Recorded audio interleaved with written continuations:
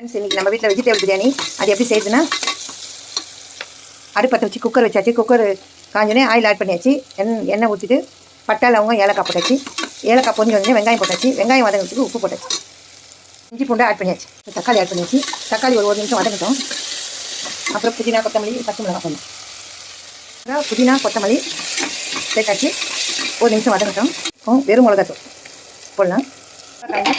பச்சை பட்டாணி carrot beans போட்டுடலாம். இப்போ கேரட்டு பீன்ஸு பட்டாணி உருளைக்கிழங்கு போட்டாச்சு. இப்போ ஒரு 2 நிமிஷம் நல்லா வதங்கி வரட்டும். இப்போ தான் அரிசி எடுத்தேன். இந்த ஒரு சொம்பு அரிசி. இப்போ 2 சொம்பு தண்ணி ஊற்றிடலாம்.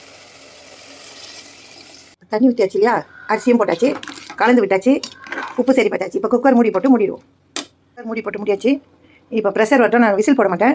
ப்ரெஷர் வந்தோடனே பார்க்கலாம் வாங்க. ப்ரெஷர் வர ஆரம்பிச்சிச்சு. இப்போ ஃபுல்லாக சிம்மில் வச்சாச்சு. 15 நிமிஷம் சென்று பார்க்கலாம். Vegetable biryani ready. நெய் கொஞ்சம் இப்போ ஆட் பண்ணி கலரி விட்டேன்.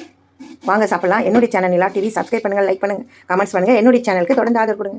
உங்கள் நிலா.